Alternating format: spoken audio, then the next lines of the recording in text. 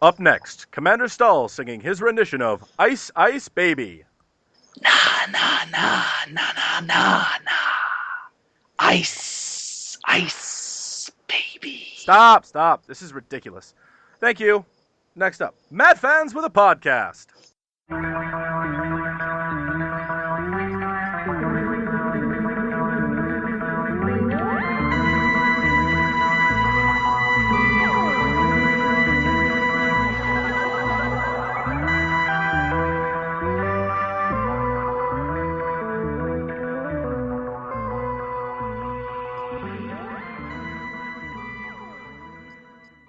And like we just said, this man fans with the podcast. And so let's jump right into our news segment. Scott, do you want to talk about who they casted as the second Doctor for the Adventure in Time special? Yes. Now, this has been floating around for a while that Reese Shearsmith has been selected to play the second Doctor in the Adventure in Space and Time docudrama that they are doing on BBC sometime, I'm assuming, early to mid-November. And it is official now, he has been cast as Patrick Troughton. All right. So, yeah, it's shaping up to be a good thing. And they haven't officially said when that's going to be at. We're just assuming. I don't think they've said yet.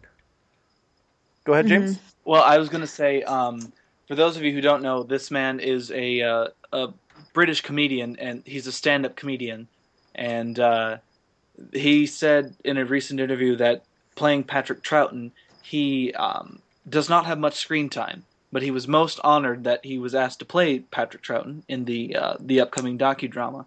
So he will not be on screen for very long, just long enough to do the regeneration scene, and I think that is about it.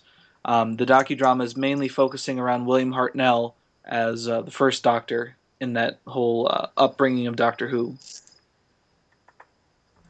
So And yeah, that's what I got. I'm very excited to see it, but that's kind of frustrating that they haven't said exactly when it is. But besides the point. And speaking of 50th related things, now this isn't really news. It's just been kind of a little thorn in my side. So I just want everybody who's unaware to know and be on the lookout. Over the weekend, there was this 50th trailer going around 3D. And first of all, kudos to whatever lady or gentleman, however you prefer to call yourself, did that because it looked amazing and it fooled a lot of people. So much that I think it was Bleeding Cool had to release a statement saying, this was actually a fake. So bravo on that. But just so you're aware, because I keep seeing people throwing it around, they're like, oh gosh, look at the 50th trailer. And it's like, it's not. No, no. So there is no official trailer for the 50th yet. So until the BBC says something, if you see that, it's probably a lie. So that is just all Definitely. I have to say about that. Now we're going to continue. Yeah, I was Oh, going to say was there? this week, our main topics of focus is the legendary Colin Baker, who played the Sixth Doctor, and our favorite Peter Davison, who played the Fifth Doctor. And they have Our more favorite? connections. Don't speak for everybody. My Well, favorite. Well, not Peter Davison, Colin Baker, but I know what you meant. well, I was going to say they have more connections with each other than one may think. So let's dive right in to Mr. Six, Colin Baker himself. Okay, sorry for a second. I thought you said Mr. Sex, and I was like, oh, that's interesting. Not quite. Not quite.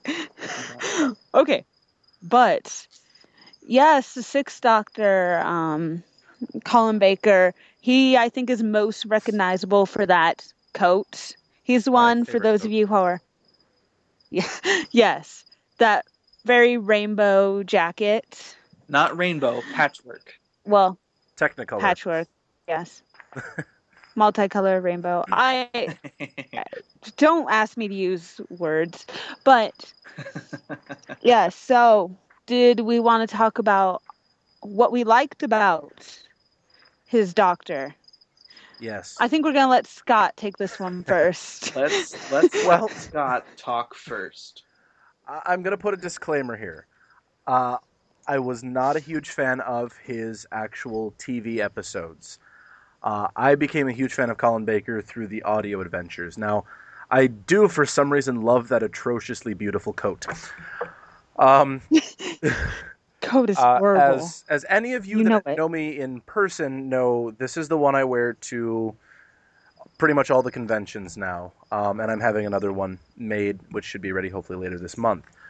Um, what I liked about Colin Baker, he was different than the rest of the doctors in the way that he was very kind of brash and arrogant, but he still knew how to care about people and care really well. And I loved his emotional range as far as acting goes.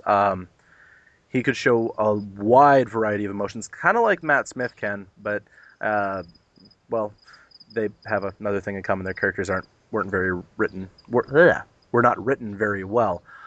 Um, but yeah, I mean, I really love his audio dramas. That's the big thing for me, especially two in general that we will be talking about in a little bit. Okay. So, if nobody minds me jumping off what Scott said, I I mind I absolutely. No, I'm kidding. oh, okay. I'm kidding. I'm kidding. Really? Anyway, so yes, I did love, just like Scott said, his emotional range, and I've seen his some of his TV arcs. Unfortunately, I have not been listening to the audio ventures, which Scott will fix soon. Yes. Yes. I think James just died. I'm being very patient. Anyway, well, I heard the and I thought that That was was me. you just keeling over. Oh. I have the silent Anyway, death over here. okay, yes. And so I almost feel like I was saying, feel sorry for his doctor because, like Scott said, similar to Matt Smith's doctor, he was a great actor with a great emotional range, just didn't get the great writing that was needed to really show it off. And we know who we can thank for that. Good old Mr. John Nathan. JNT. Oh, I thought you were going to say Barack Obama. Is it because he's black? No, no, no, Oh, no. oh Yes. God. Yeah. Oh my God. We all know James is kidding. We all know James is I am racist, truly but kidding. I am truly kidding. oh God. I hope so. I can just see the hate But mail rolling in.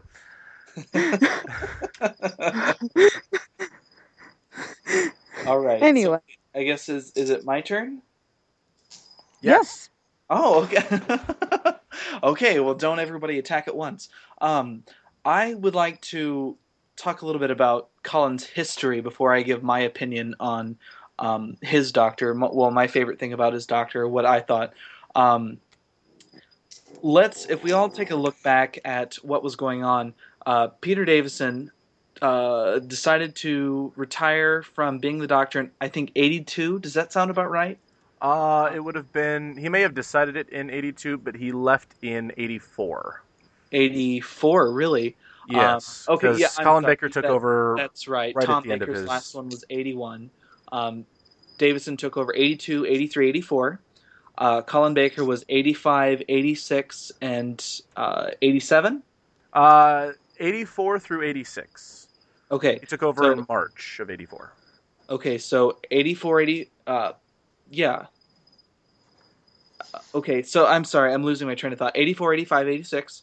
And if we look back at what was going on, Jonathan Nathan Turner was running Doctor Who Studios, you know, and he decided to impose upon the new doctors the idea of a question mark. These doctors were most notably known for the question mark on their lapel. Um, Colin Baker, the idea of his character was very unusual and new because Jonathan Nathan Turner wanted to start out with something that was alien, and he wanted to start out as if the Doctor had a failed regeneration, and it didn't quite turn out the way he had wanted it to, and that kind of reflected upon his clothing. He had a very bright patchwork coat, and it kind of reflected on what was going on inside. Um, Colin Baker, although he's a very good-looking man, was also kind of not to say overweight, but he was heavier than Peter Davison.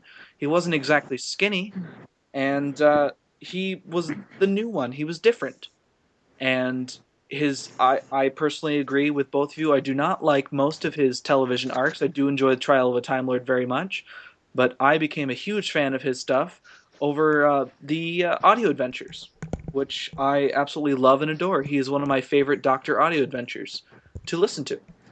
Um, so that being said, what I really enjoyed about Colin Baker was the fact that he had some of this arrogance that it started out very, very rude, but it's kind of like that weird sense of humor. You just have to get used to it. And once you got used to it, you realize he was a very loving and compassionate man, but he chose to hide it to prevent showing any weakness. He was the doctor that decided not to show weakness and not to show his humanity because, unlike Peter Davison, Colin Baker fought, Davros, he fought the Daleks, he fought Cybermen, he fought the Rani, which was he was most notably known to fight, and eventually fighting the Valiard, which he needed to hide all of his weaknesses from, because, well, after all, the Valiard was him. So there's what I got to say. Definitely. I want to, maybe when we get more to Peter Davison's Doctor, talk about, because there are some huge differences between those two in the way they play their character, but Almost polar opposites. Yes. exactly. So that being said, let's move on to our Okay. least favorite thing about Colin Baker. About his particular character or the era in general? About the whole era between 84 to 86. What did you hate about Colin Baker? All right. Well, I think I can speak for everybody by saying we don't like the writing of most of it. Definitely. Or at least for the television dramas, no. Nobody appreciated that.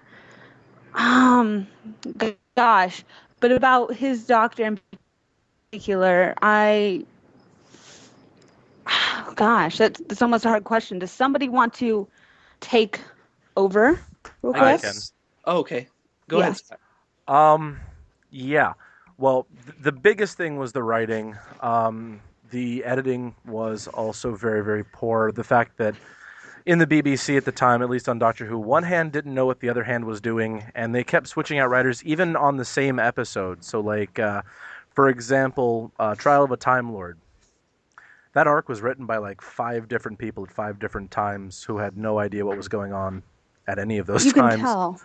And I want to talk about Trial of a Time Lord later. Yeah, oh, sorry. Sadly enough, not sadly enough, Trial of a Time Lord was actually one of the strongest arcs of the Sixth Doctor, along with Vengeance on Varos. But let's be honest, nobody liked the Twin Dilemma. No. The only thing I liked about it was him choking Perry. And that was the only thing I liked about this episode. That was a shock. It really was. I wasn't expecting it either when it happened. Personally, my least favorite thing that I did not like about the Sixth Doctor, I guess agreeing with you, Scott, the writing was absolutely atrocious. I kind of felt like they didn't know what they were doing.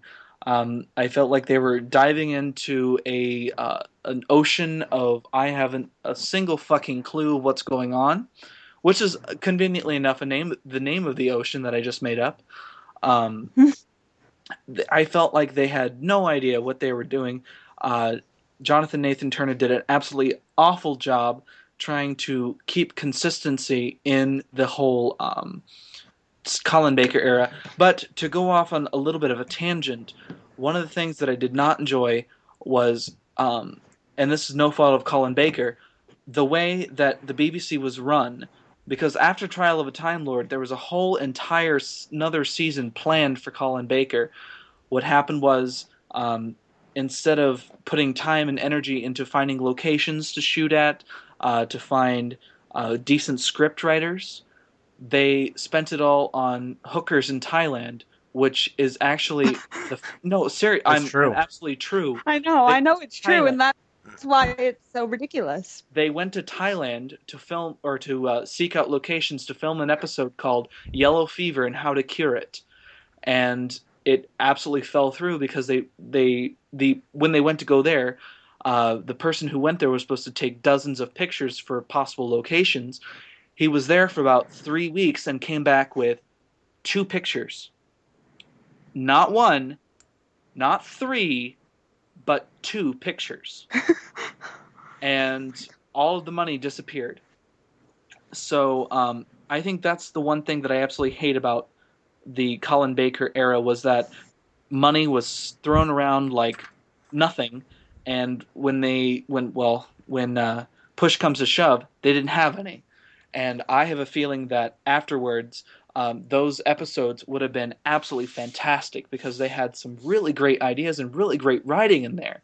And they were even going to bring back the Celestial Toymaker from the first Doctor era, but unfortunately they couldn't afford it. And so that's kind of what was going on. So All right, yeah. Yeah, most of the problems with Colin Baker's era aren't the fault of Colin Colin Baker, Baker. because I feel like people are going to hear us. That's what I said. Yeah, well, Anyway, I was agreeing with you. yeah, it's not his. Okay, sorry, I thought you were correcting me on name, and I was like, I said Colin Baker. I know I've mispronounced names before, but come on, I got this. And it's Anyway. massively unfortunate that he ended up getting the blame for it for about 2 decades, really. Mm-hmm. Exactly. Until people realized that it was more so the fault of Mr. John Nathan Turner and even the higher ups in the BBC as well. Yeah, He got and screwed over. and there's a lot of controversy coming around Jonathan Nathan Turner and some of the I guess stuff that he was accused of. Not saying that he actually did any of it, but rumors going around. Recently, there was a I guess was it the Star, the Heat, some sort of gossipy magazine in England that came out with a picture of Jonathan Nathan Turner. And some of the stuff that he, like one of those, like an Inquirer story, but it was a front page story, and it had a picture of Jonathan Nathan Turner and Colin Baker on the front. And the title read something to the extent of Jonathan Nathan Turner's sex scandal. And there was a huge controversy and embarrassment because it was insinuating that Colin Baker and JNT were having a relationship with each other. And that wasn't the case.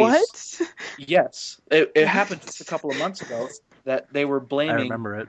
They were blaming, Colin Baker and JNT for having a relationship and an affair together, but that wasn't it. It was most Jonathan Nathan Turner stuff. So yeah, and he was also accused of a few other really bad things too, but we won't go into that. Oh no, let's not touch that with a 10-foot pole. Yeah. Because so I know what you're talking about. No, but okay, this is a short another. Oh, I was going to say I was just moving on to our favorite and least favorite companion out of the two that Colin Baker had. I wouldn't even really consider Melanie one. She was only in one or two episodes. Well, okay, so let me. You could maybe. Let me lay it out for you guys so we kind of have an estimate of what's going on. We have Melanie Bush, who was the redheaded screechy one of Trial of a Time Lord. We have Perry, who was with him the whole entirety of his season up until Mind Warp of the Trial of a Time Lord. We have Frobisher, who was a shapeshifter in the Audio Adventures. And we have, I believe her name was... Evelyn Smythe. Evelyn Smythe, that's it. And she is also an audio adventure companion. Out of, I believe these are the four that we have to choose from currently. So out of the four, favorite and least favorite. I guess whoever wants to start. Well, out of the TV series, definitely Perry. I hated Melanie Bush. Nothing against. Oh, I can't even think of the lady that played her.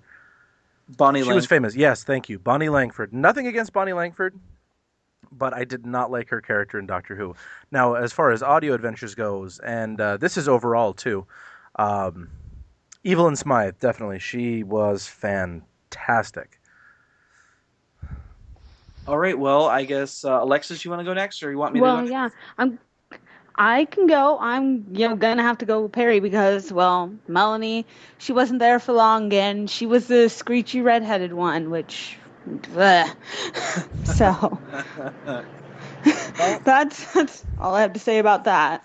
I would say my favorite companion would have to be Melanie Bush, honestly, because I felt like she had a lot of potential, and I feel like there's something in her that could have been brought out that was waiting to be brought out, but it never really came out. Does that make any sense at all? Yeah. I feel like in the audio adventures, I she see in the exactly audio what you're saying. yeah, in the audio adventures, Mel works really well with Sylvester McCoy. Um, they're very compatible doctor companion things. I haven't heard a lot of Baker Langford audio adventure stories yet, so I'm getting around to those. But I think Mel would definitely have to be one of my favorite companions from the Sixth Doctor, at least. I don't think there were many with him and Bonnie Langford. The Juggernauts was one that I Yeah, can think of off the top of my head. I've listened to that That's one. That one was all right. yeah. But okay, moving on to our least favorite companion,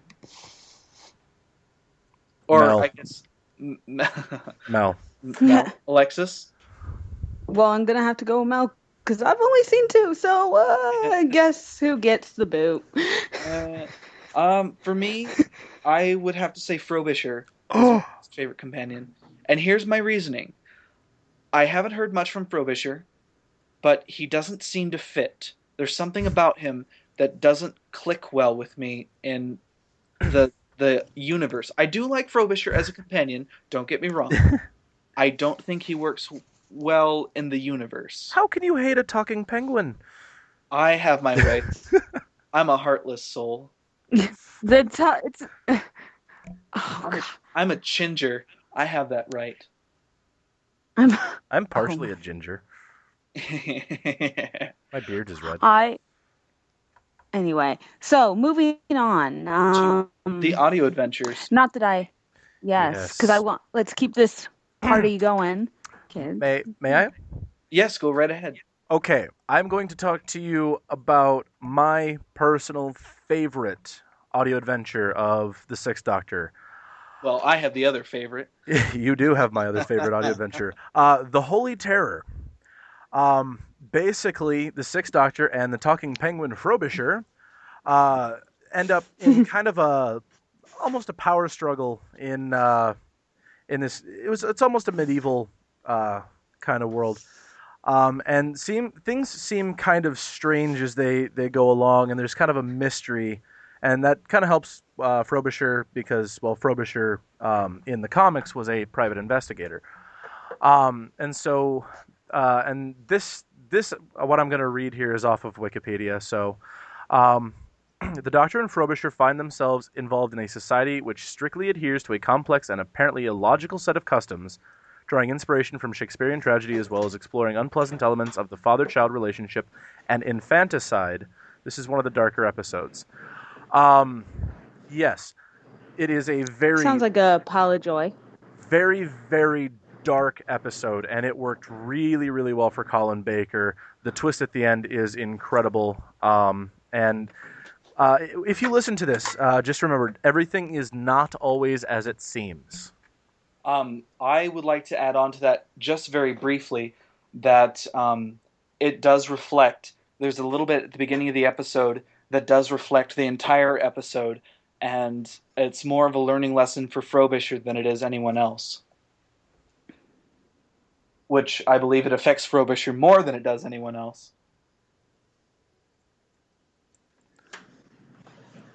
Oh, hello? Yes.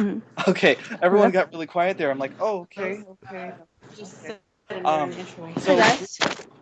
moving on to Jubilee, which is another fantastic fifth or sixth Doctor episode. Excuse me. Um, Jubilee, absolutely fantastic. Hello? Takes place. Hello. Yes. Yes. Okay. Um, Takes place in a kind of a futuristic world where they're celebrating the jubilee or the happiness of the defeat of the Daleks 100 years prior, um, only to find out that the Daleks are up to no good again. And Who would have thought? yeah, oh yeah, oh yeah. Um, the Daleks, of course, play a wonderful role in this entire episode, and there's another incredible twist at the end of this episode that will leave you uh, like flabbergasted. I know that when I was listening to it, I was in a car ride on my way to Seattle, and I was literally mouth agape listening to it because it was incredible, and it had me on the edge of my seat the entire time, and it was practically the best thing I've ever heard in my life. So, Those are yes, those are It some was strong fantastic. words. Everybody's talking these up, so they better be good when I listen to them. yeah, I know, right? So, So, yes. since Who? we've already hit upon kind of the missing season of Colin Baker, let's hit upon the Ultimate Adventure briefly, and then we'll go ahead and start the wonderful and beautiful Peter Davison. So, I guess well, I don't know about you guys, but I think I've done the most research on the Ultimate Adventure myself. But basically, what the Ultimate Adventure was a stage play in the 80s after Colin Baker had left his position as the Doctor, and basically he came back on stage to reprise his role. There was a wardrobe change because the stage lights would reflect terribly awful on the original coat, so they basically took away a lot of the colors and replaced it with purple velvet, which has then turned into my favorite coat, or my favorite variant of the coat. The Doctor faces off in this musical adventure with the Cybermen and the Daleks, and yeah, so it's kind of like a big Cybermen Dalek orgy on stage with music. That's all I have to say about the Ultimate Adventure. Oh, and Okay. to add on to this, John Pertwee originally starred in the Ultimate Adventure first. So it was John Pertwee first reprising his role as the Doctor, and he did it for a couple of runs, and then Pertwee got sick, and Colin Baker took over. And so that is the story of the Ultimate Adventure. Very nice. Now, All moving right. on Very nice. to So, Peter Davison. the Doc- fifth Doctor, yes. Oh yes, Um, Doctor Number 5, the sexy one. If you say so, or James. really, if you say so. I'm not a fan of the whole blonde, more sporty slash preppy look, but that's just me. Well, Moving on. I guess Nothing wrong with cricket.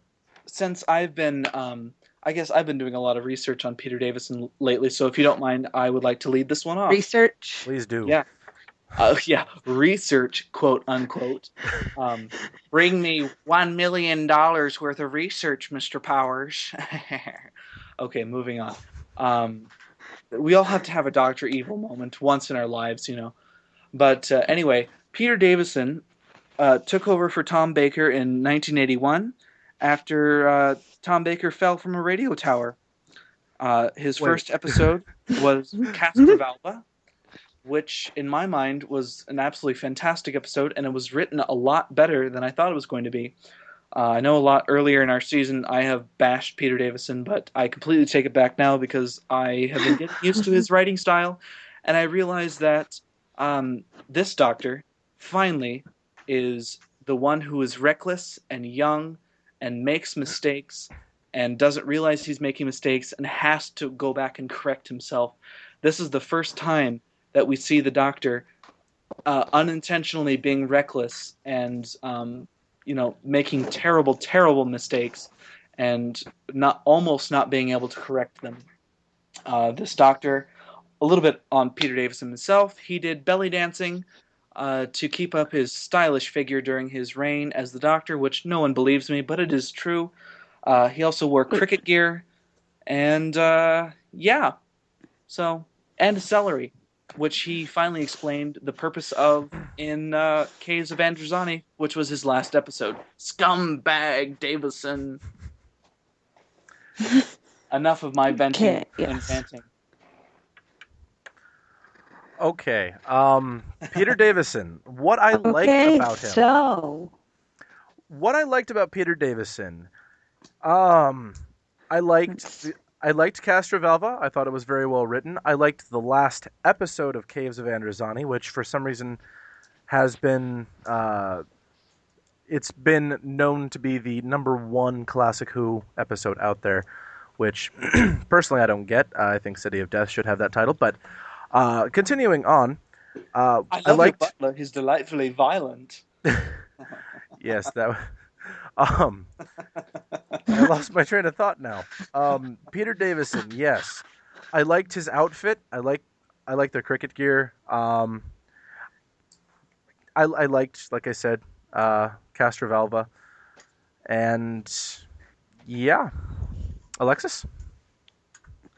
I I enjoyed him like James was talking about. He was the first younger one.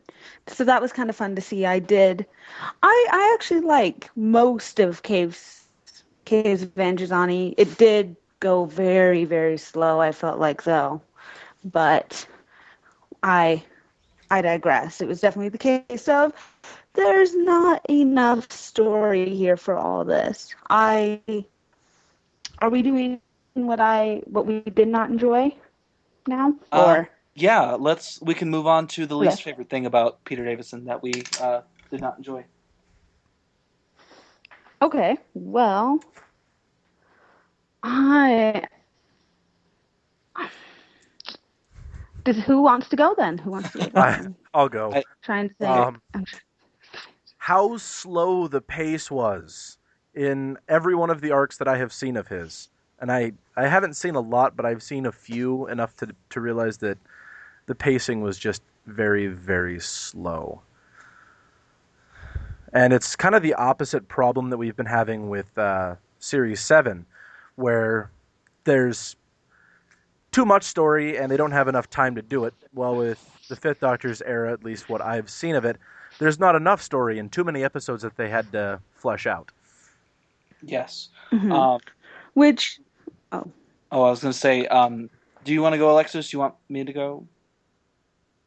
I'll just go off of I was just going off what Scott said. It's Okay. definitely the problem is I don't mind them fleshing out episodes. I love, getting into detail and stuff when you're going through a story.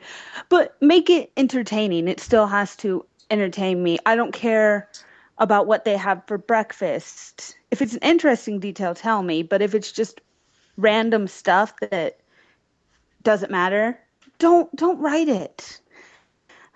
But moving Def- on. Definitely. I was going to say my favorite thing about the Peter Davison era was the fact that they kept story arcs and previous episodes so well known.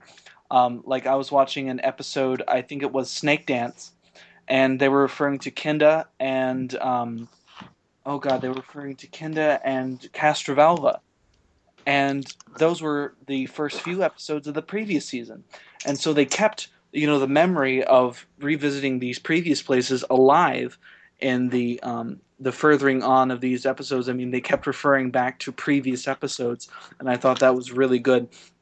The one thing I don't like about Peter Davison is his audio adventures. He seems a lot more crash and a lot more blunt-headed and a lot more stubborn in the audio adventures than he does on TV, and it's something that's not working for me because he's way too much. He's way too reckless in the audio adventures than he is on TV, and it just doesn't seem to work for me.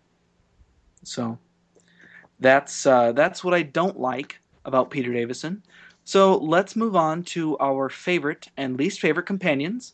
If you don't mind, I'm going to list them off for you. We have Adric, we have Tegan, we have Nissa, we have Turlo, we have Chameleon, we have Perry. Well, Chameleon. No, no, I'm kidding. I'm kidding.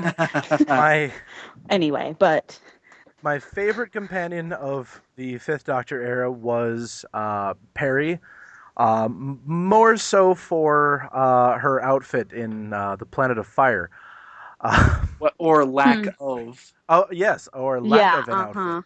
uh-huh. My least favorite companion was definitely Chameleon. Why did they even bother with Chameleon? I Ugh. ain't bothered. I'm not bothered. I'm not bothered by Chameleon. I ain't even bothered Yeah, though. I ain't My bothered. face is it bothered? What your chameleon is? Your chameleon is bothered. Boy. Sorry, we've been watching too much Catherine Tate. Yeah. Okay. But, okay, Yes. so Alexis. I'm gonna have to go with Perry. Also, just like Scott said, I also enjoy looking at her. As James, there's a reason James calls her the walking breast, and I'm not letting that go, just in case you were wondering. And Planet of Fire is a great example of why they call it that. And Nicola Bryant, if you're watching, thank you. Yeah. Well, I mean, I will be meeting Nicola Bryant in November, so I will make sure to tell her that I call her the walking tits. Miss Oh Bryant, can you sign God. my autograph book from the walking tits, please? Thank you. Oh, good Lord. Oh, first What I fuck rabbit it up hole with have we stumbled into? first I fucked it up with Sylvester I'm McCoy. Now I'm gonna fuck it up with Nicola Bryant. What's next? nah, Oh. And Peter I'm Davison. glad I'm not. I'm sad I'm not going to be there to witness this train wreck. Oh Me my too. gosh. Yeah, me too. I'm probably gonna be blacked out by it. Repress it from my memory. Anyway, so least favorite companion for Oh you, well, Alexis. for me personally, I well, Chameleon didn't bother me as much as everybody else. He was just kind of one of those things that was just there to me. So I didn't really feel anything about him one way or another.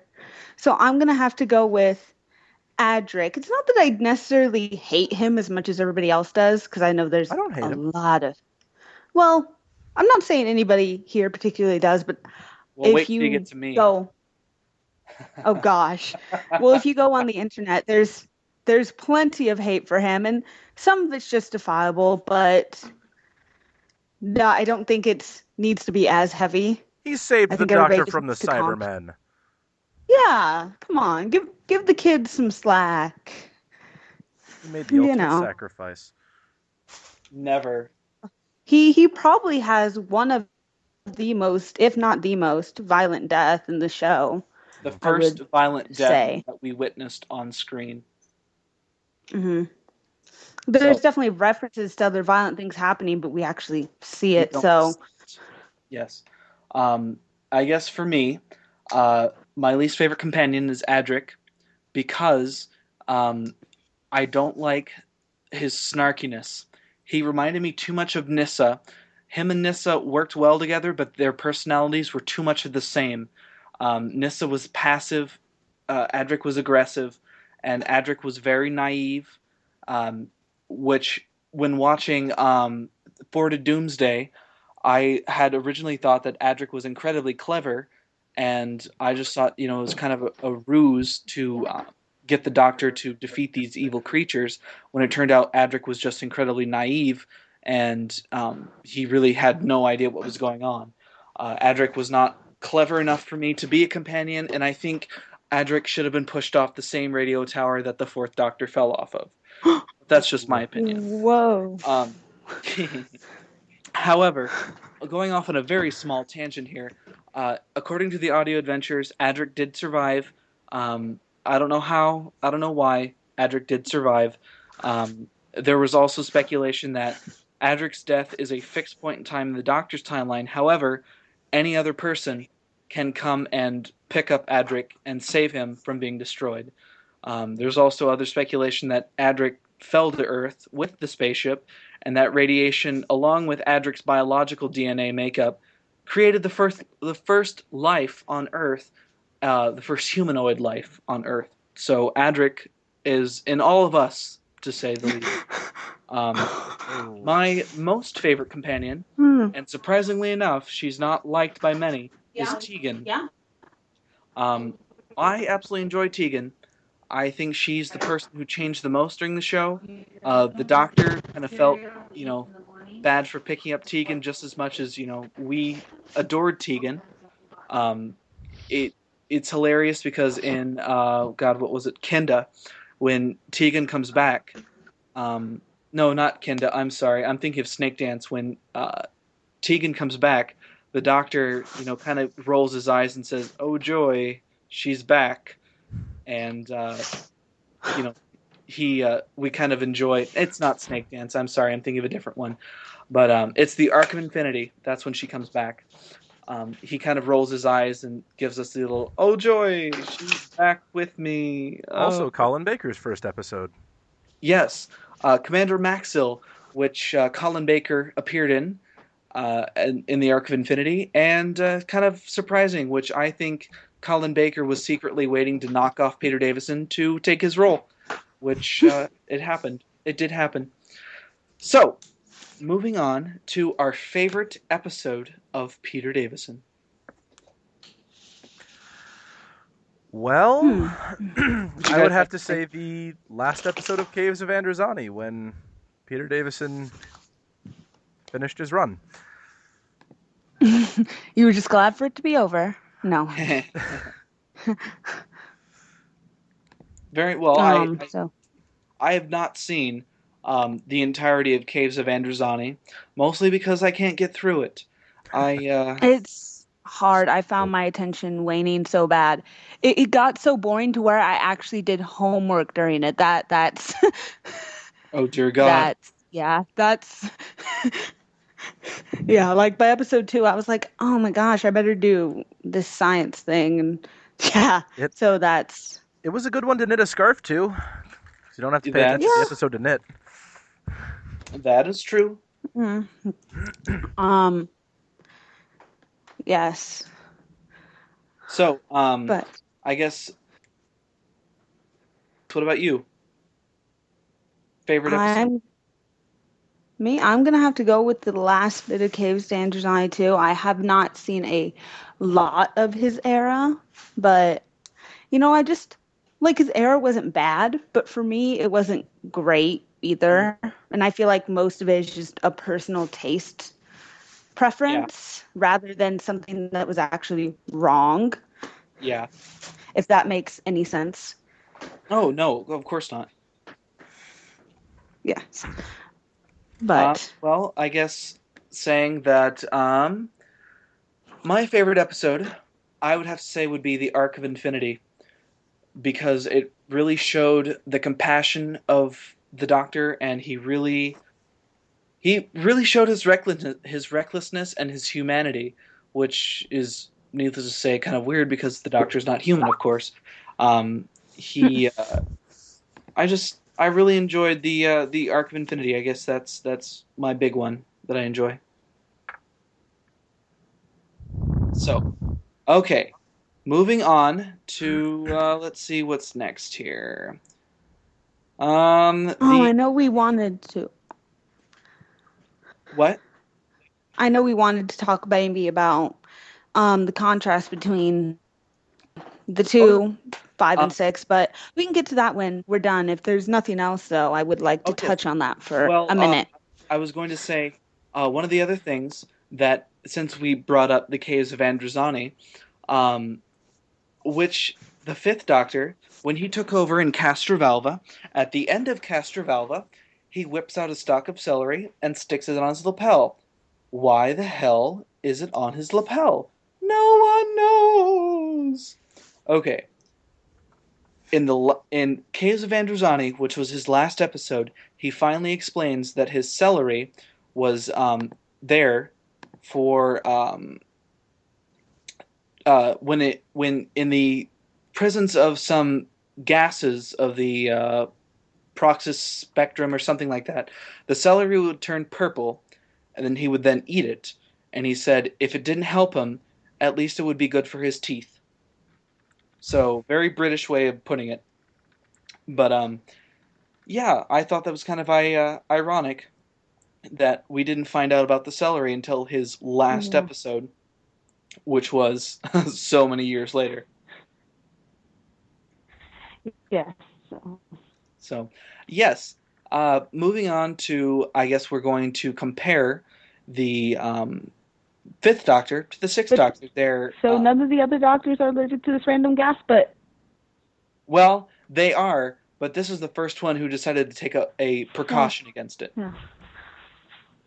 Like Scott said earlier, they definitely are polar opposites. Yes, definitely. Um, there Yeah, fair is, enough. Apparently. well, I guess we can compare uh, the first Doctor, or excuse me, I'm sorry, the Fifth Doctor being young, reckless, always forgetting stuff, putting other people in danger, versus the Sixth Doctor, who tried to be old, tried to hide his weaknesses from everybody, and tried to be very stern and very, you're not going to get me. Almost Hartnell-esque now that I think about it. Yes, he played a very an older version of Hartnell, I guess. If that makes any sense whatsoever. There is one thing that they do have I in know what common: you mean. blonde hair. They both had blonde hair. Really? That's it. Yes. That's all that they have in common. Oh yeah, duh. I'm sorry. I thought you were talking about Hartnell and No, Baker. I'm like, really? I did no. not know that Hartnell had blonde hair. Hmm. Well, actually, the but we can discuss this more when we get to the first Doctor. But Hartnell was actually wearing a wig throughout the entirety of Hmm. Doctor Who that he Yes. recorded. But yes, Yes, comparing and that's true. contrasting the Sixth Doctor, They did age him up a teeny bit, but I think we're Yes. losing you a little bit, Alexis. Yeah, You're we're losing you a cutting out little bit. quite a bit. But very okay. Yes. Yeah. These. Okay. Um. Well, they are polar opposites, and they're.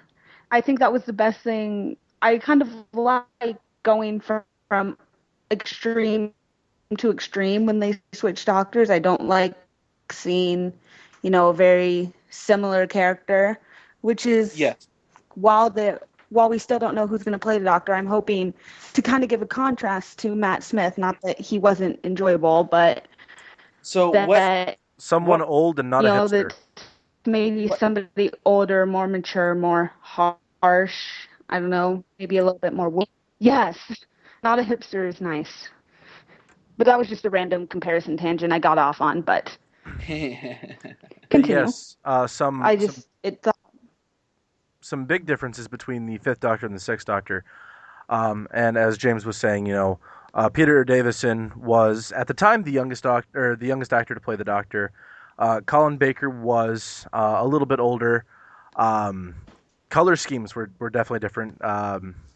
Peter Davison had a very neutral look, whereas Colin Baker had a very gaudy look. Um, the Fifth Doctor was very, very human-like. The Sixth Doctor was very, very alien. The Fifth Doctor was kind. The Sixth Doctor was brash and arrogant. And I thought it was a necessary change, and I would have liked to have seen them flesh out the Sixth Doctor's tenure a little bit more and have them go in the way that they were planning on going. Where they he there were rumors evolves. there were rumors going around that Colin Baker's outfit was going to change with his personality. His coat was to become more and more even. His coat would become more. It would match more. It would slowly turn into a normal frock coat. Uh, well, huh. normal as far as you can define Colin Baker being normal.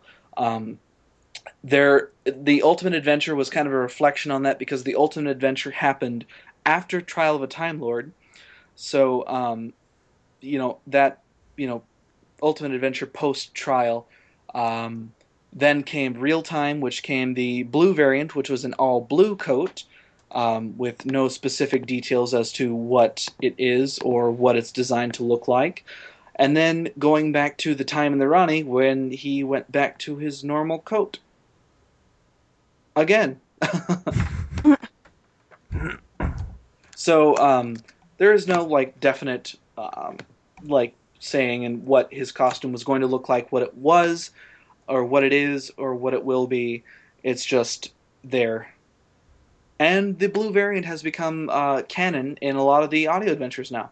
Mm-hmm. Most notably, Real Time, which is where it was Well, introduced. yes, they've also started using the coat on the front of a lot of the Colin Baker episodes too.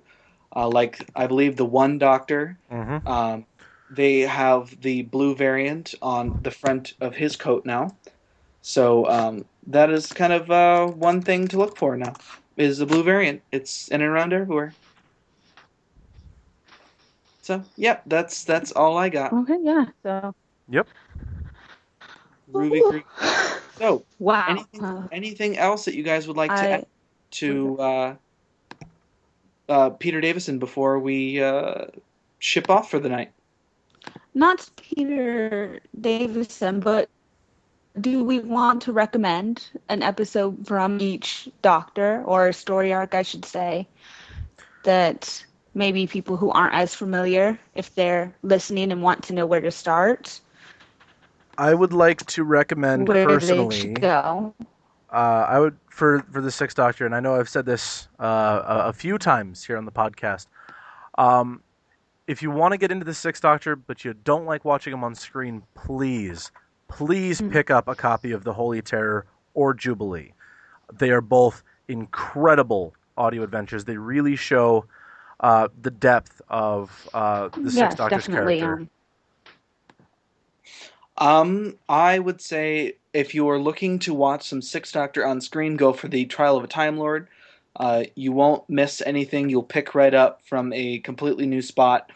Um, watch if you're looking for something to get into the audio adventure wise, definitely Jubilee, Holy Terror. Both of them are very good. You'll pick up from completely new spots as well. That's yeah. So that's what I got. If you're looking for Mhm. Peter Davison, definitely recommend Castrovalva right there at the beginning. It couldn't hurt to pick up right there at the beginning, and it won't hurt. Another mention No, for Sixth and this Doctor TV episode. Um, I had it. Vengeance on Veros, which we talked a little bit about earlier. That is most notably one of the best ways to understand the Sixth Doctor's character. It a lot of people are saying it showed his emotional range very, very well. Personally, I thought Trial of a Time Lord was a little bit better in that respect, but Vengeance on Veros is another good one. okay, Definitely.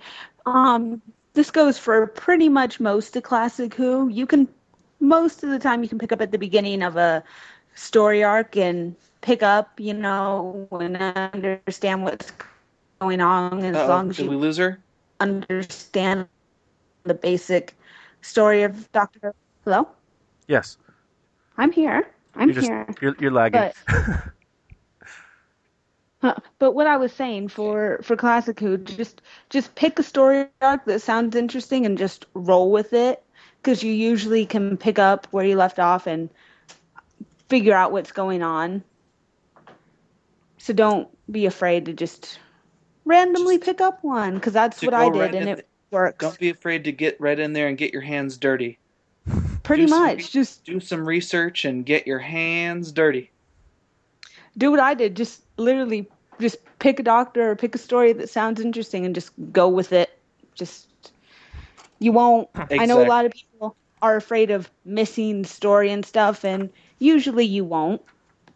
Yeah, story No. arcs are very well self-contained for the most part. Yes.